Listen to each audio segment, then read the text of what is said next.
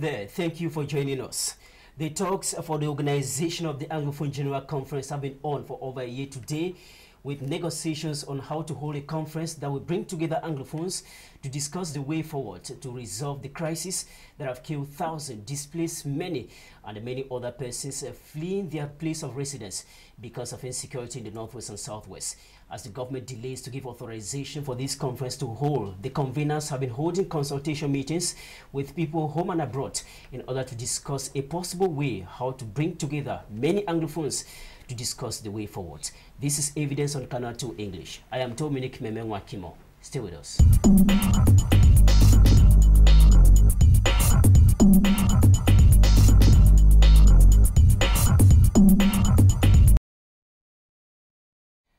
Our guest for this edition of the program is the coordinator of the Anglophone General Conference. He is equally the spokesperson and the Secretary General of that particular conference. His name is Elie Smith, equally a journalist. Thank you for coming, sir. Thank you for having me. Nice to have you after a tour in Europe and the other parts of America to discuss with separate leaders out there on the possibilities of holding the Anglophone General Conference. What has been the evaluation we give to all this journey out of the country to discuss the way to hold the Anglophone General Conference? I would say I will note ourselves a pass mark, and then to also say that I was over the moon when I met with the restorationist, because you know there is this competition or this, there are two schools of thought. In the Charter of the UN and the AU, you have the right to self-determination, and you also have sovereignty that has to be respected. Someone who is for sovereignty, defending the sovereignty of a country is right, and someone who also is seeking for self-determination is also right. Now is how to make a blend of it, how to conciliate those two school of thought. That is a problem. And the restorationists that we went there to meet, not only them, we were going to the United States because we decided, the conveners of the Anglophone General Conference, at the Bamenda meeting that took place at the headquarters of the Cameroon Baptist Convention at Nkwen, that we need to do a kind of morph, but not changing the foundation of what our raison d'etre.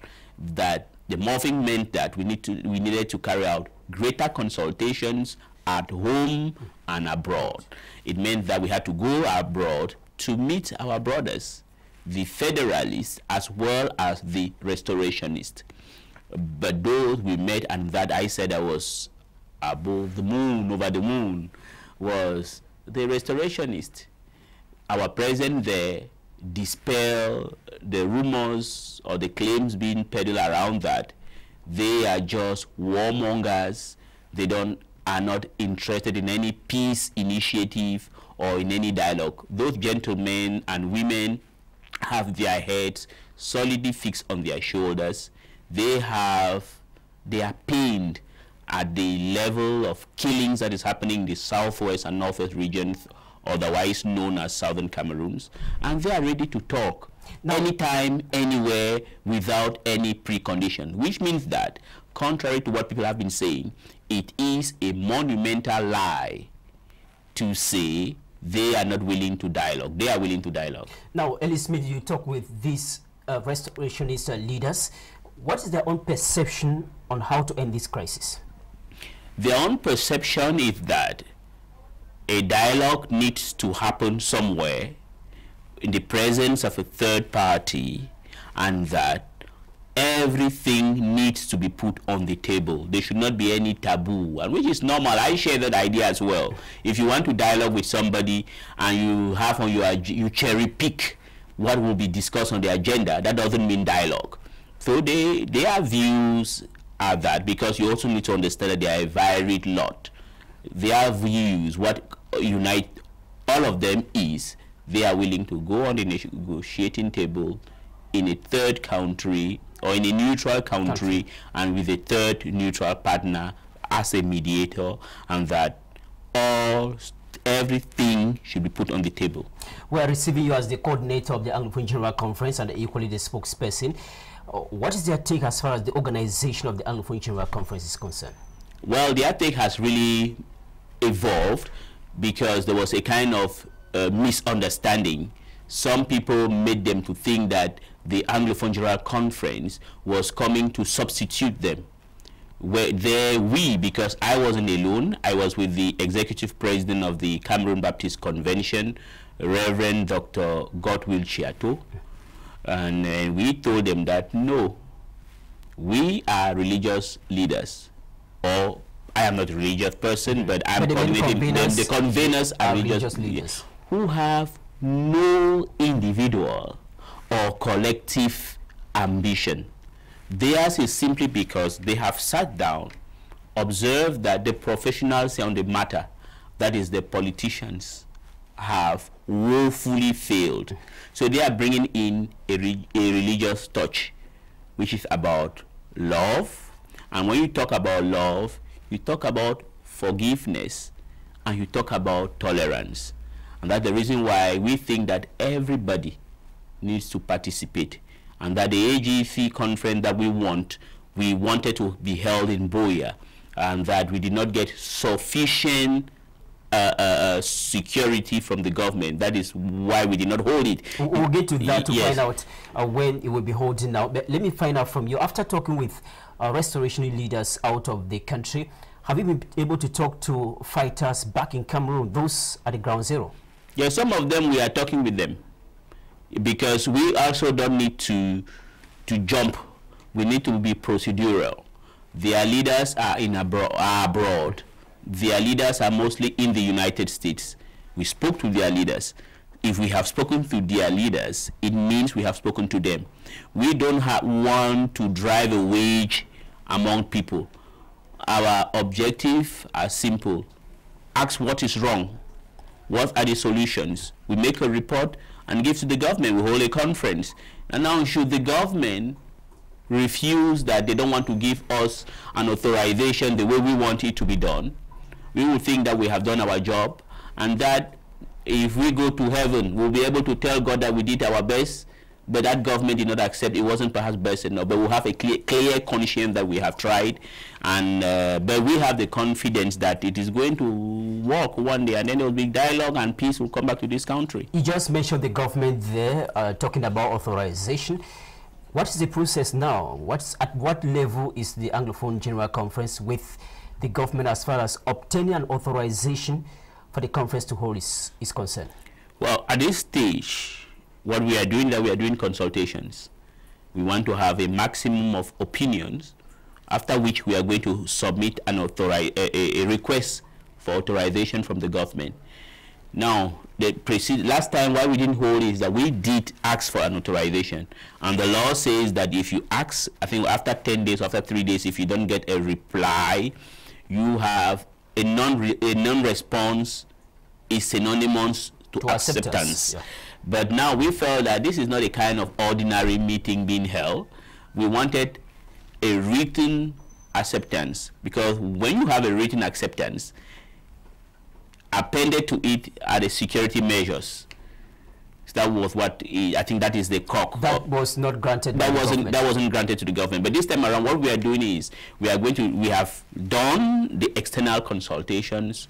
We are going to carry out an internal consultations, which means that we are going to consult with the leaders of political parties and civil society organizations to show people, to dispel the apprehension within some member of the government that the Anglophone General Conference is just a front for restorationists. There is even an MP. It is not libelous what I'm saying. I'm not defaming her. Madame Marlise Bell.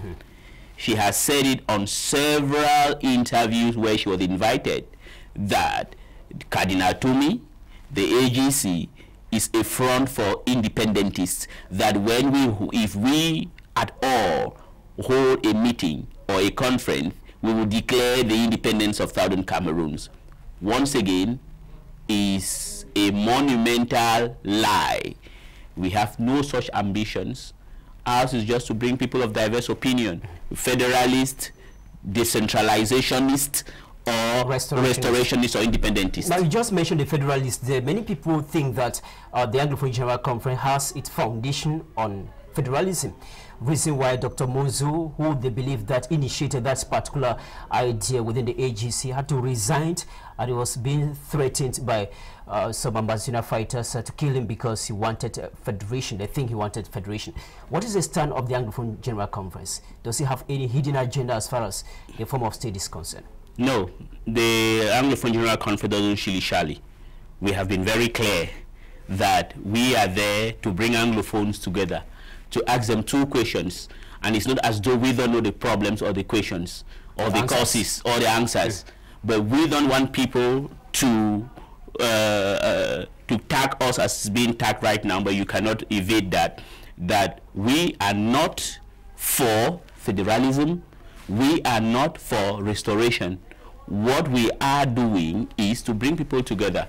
Now, anybody who came out and was attacking Dr. Munzu is wrong, and it is an act of intolerance that must be denounced in very strong terms, and that I find it sickening that the same people who say they are for free speech, they are for divergence of views, and who are criticizing Paul Biya for being a kleptocrat, a violent dictator who doesn't allow free speech, will go after Dr. Munzu simply because Dr. Munzu has his own opinion.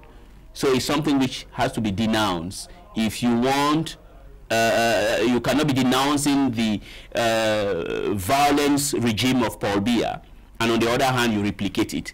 So how will your own country look like? So your country will look like a mini Adolf Hitler republic. Now, what explains the total delay on the part of the government to grant an authorization? That question, my dear Dominic, I would have been happy that you asked the Minister of Territorial Administration or the Prime Minister of the country, because any response on my part will be pure speculation. But if you want me to speculate, my view is that the government is afraid of Anglophones meeting somewhere, simply because this government have abused the Anglophones for too long. It's like, if I hurt you and I don't have the courage to apologize, whenever I see you, I'll feel guilty. So the government is guilty of all the horrendous crimes and the infidelity that they have meted on the Anglophones, to a point whereby if Anglophones who do not chime their own bell sit somewhere, people are afraid. And that's one of the reasons why the AGC is being called many names. But the good thing we like at the AGC is that some people refer to us as federalists, which is wrong, while others refer to us as restorationists, which is wrong. It doesn't also mean that people within the AGC don't have individual opinions as far as the opinion is concerned. But at this stage in which we are, we try to sink those individual perceptions or views on the form of the state and try to come to a compromise and federate everybody. Now, some people still think that those who criticize the Anglophone General Conference AGC think that the AGC will not have any value with the key leaders of the Ambazuna Republic, Tabe, Jilos, and others still behind bars.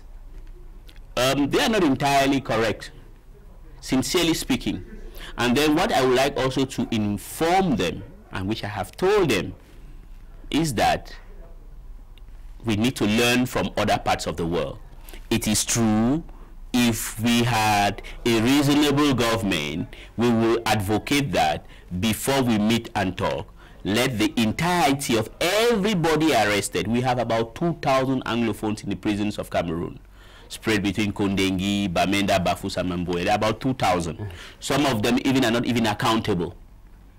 There are some people there are some in some individual prisons around. Okay. In a normal country, all of them will be released to create the enabling ground for such a dialogue to take place. But now when you have your adversary, who is a person who is blind and deaf, how do? You need to have some rules to use to bring that person on the table and arrive at your end. And now I would like to tell them that if you look at the case of the Palestinians, Marwan Barghouti, he should be in prison now for 25 years. It did not prevent the PLO under Yasser Arafat to go and talk with Israel, and they have the PLO today. If you look at the case of the Palestinian, of the Kurds, these are the people who are really the world has really been unjust with them. At the Lausanne Treaty of 1923, they divided them in 4 countries with no plan of ever having their own homeland. But it did not prevent the Kurds, those who are in Turkey, to talk with Ankara, or those who are in Iraq, or those who are in Syria, or those who are in Iran. And may I tell you that there's a kind of similarity with what is going on. Do you know that Abdullah Öcalan was kidnapped with the help of the CIA in Nairobi, and is in jail today, but hasn't prevented the people to. So I want people to understand how the world moves around. Just to understand that the leaders can still be in jail. Of course. But the Anglophone General Conference will go ahead. Go ahead. Now I watch. We should not be naive about how the world looks like, but I also understand them. People are too emotional, and when you are a leader, you're not emotional.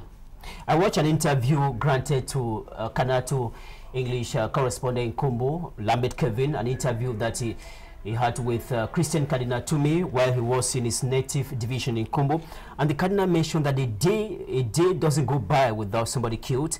That if a day go by when nobody is killed in Kumbo, that is in Bui division, it is strange. Have the AGC ever taken time to denounce the killings, the kidnappings, the destruction in the Northwest and Southwest? Of course, yes. Anybody who says the contrary is lying. The AGC has always denounced the horrendous killings taking place in the Northwest and Southwest regions, mostly carried out by the Cameroon security forces and also by the Ambazonians. The Ambazonians are not angels, but why do we attack or criticize the Cameroon security forces? Because the Cameroon security forces, they have 9 months or 1 year of training, within which they have the rules of war, which means that they know how to fight more than the Ambazonians. But like in the case of Kumbo, where every day that God has created, 1 man is killed and the houses are burned. I saw squares. Part of squares have been burned down to earth by the Cameroon security forces. In fact, when we are leaving Bamenda down to Kumbo, well, most of the places have been burned by the security forces, because what the security forces does is that they have a kind of collective justice. So when they come somewhere like the Papa Abdullahi, because contrary to others, what the agency says, we have proof. We don't just say things in the air. We don't participate in any baseless, brutal propaganda. But the agency, to respond to your question, has been criticizing the violence taking place. And we have also been, because to be just, I don't want to say here that the Amber Boys are angels. Well, you know, no. They too are involved in racketeering. They have excesses too. They have excesses. But we are criticizing the army because the army would have had an upper moral hand on this crisis. The army will not go, for example, and kill someone like Papa Abdullahi in Hausa quarter of Kilaiki, simply because this old man, around his neighborhood house, one of those Amber Boys sat there and shot at a military convoy. So they came and killed this young man, this old man. He was at around 70 years. So we have been criticizing anybody who says the contrary is just lying or just wants. You know, we have this privilege now that everybody feel like insulting us, calling us names. You traveled from Bamenda, from Douala to Bamenda, Kumbo. You went down to Abonshe. Yes. That is Sako subdivision in the Northwest. As far as the fighting is concerned, what I saw there is that, contrary to what the government claims, the government is not winning any war. For example, at Abonshe, the borders of Abonshe, the division, River Tonga. Donga, right? Yeah, River Tonga, yes. That's where the name of Donga Mantum comes from. There, the border posting is manned by the restorationists. Now, I don't know which of the restoration. You know, they have a bewildering array of names. And it's just an indication that they are not winning this war. It's an indication that to solve this problem, we need to sit on the table and talk. What I saw was burning, desolation, and despondent. People are running away from their houses. If you are just tuning in, this is Evidence. We are receiving the coordinator of the Anglophone General Conference. His name is Elie Smith. Elie Smith, many people think that the vocal Elie Smith they used to know is no longer that particular person. They think your way of criticizing the government has changed. They think that you have been bought over by the government. not to really criticize the government as you used to do. Is that true? Once again, I will not just say it's a lie. I am constant as a rock of Gibraltar. I have not changed one bit, but the thing is that I have a position whereby if I want to attain the goal which we want to, I need to know what to say. And it's not as if, you know, sometimes if you go on air and say everything and it doesn't solve any problems. I have been saying that for almost 3 years now. I've been constant, I've not changed. What people want me to do is to start making a kind of campaign, which is not what I have. I've never done that before. What I've always done and everything, if you look at all my appearances on set, I've always said my things with proofs. I said the cause of this problem is the infidelity with the law that made Cameroon in the modern Cameroon in 1961, and it is true. And I also said arresting Bala, arresting Julius will not solve the problem. I still do my job honestly as I've always done, but I also think that when you are in the position in which I am, you need to be much more diplomatic. That doesn't mean that I've been bought over. The problem is that they perhaps are desirous of being bought over. They can do, but me, nobody can buy me over, because if they had bought me over, I think I will not be here. I'll be in Bahamas. We're talking about buying over. We're referring to money here. The Anglophone General Conference budgeted close to a little over 32 million francs CFA for the organization of the Anglophone General Conference. Can we say the money have been donated, have been contributed? Just, you know, financial things, you don't have to come and talk about it. The only thing we have is that... can we put it this way, that AGC is ready financially?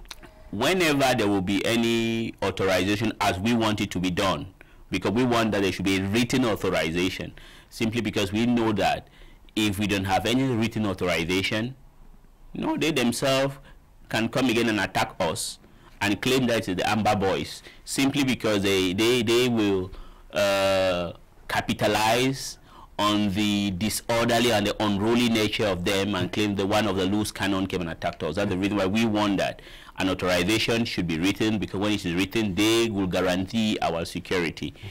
Are we ready? Yes. Anytime, any day, anywhere. Now, just to be sure that a new Northwest-Southwest peace movement have been put in place by Honorable Elie Francis and equally Honorable N.N. Bile, all of the CPDM party. How is the AGC reacting to such a move that is geared towards peace too? No, we have no problem, my brother. Anybody, any initiative that is going to bring peace, we are open to it. So why creating so many initiatives that have the same vision of bringing about peace? Why don't come together and find something, a better way out? Now, do you want us to go and meet them or them to come and meet us? Why don't you ask them that question? No, that's the question I've asked you. Yeah, when I met them the other day. What did they say? No, I would like you to hear, because I am here to say, what did they say? Did they tell you that they came and met with us? No, I have to ask you. You are here to answer the question I asked. So just give me your own answer. Why can't you join them if possible? No, we were there before them. And courtesy requires that. We started it. They would have had at least the decency to come and join us, because that's what you are saying. But they haven't. And I want to let you know something. I have said we do not prevaricate in what we are doing. Everybody knows what we are for. And it was indicated on the 25th of July last year when we brought out the communique, the first communique. And we made it abundantly clear. We gave who is an Anglophone. We gave our objectives. It is very clear. Now, what I like with their initiative is that, first of all, as far as we are concerned, nobody, the cardinal, the imams of Bamenda and Boya, the moderator of the Presbyterian Church, or the president of the Baptist Convention, none of they are tribal reactionaries. None of them promote ethnic or national bigotry. Then of a sudden you morph yourself into peacekeepers. We are not opportunistic people. We are sincere in what we are doing. Which means the other group, they are opportunists? No, I'm not saying that. Where I'll come. They're tribalistic? I've not said that. You say it's like a poem. You interpret you the way you want to. But my problem is this. They are of the CPDM. And it is shocking.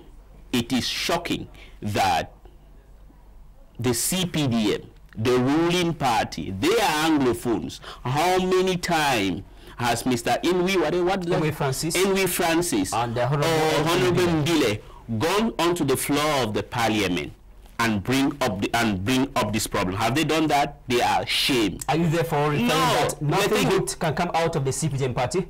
No, I don't mean to say that in the CPDM party is one MP. His name is called Martin Oyono. He is from the south. Martin Oyono is the only CPDM MP that I have seen that I know who stood tooth and nail to defend the Anglophones. But they have never done that. They just did that because the Prime Minister is now there and they are friends. And I'm saying, and I challenge them to come and tell me the contrary. But their initiative is not a bad thing. But I want them to be honest and sincere that they want peace, not to come down and start saying things. No. Elie Smith, I thank you so much for coming. Thank you for having me. I appreciate you. You are the coordinator of Anglophone General Conference, the spokesperson and equally the Secretary General of that particular conference. We look forward to having you some other time again to give us an insight of what is happening as far as the organization of the conference is concerned. Thank you.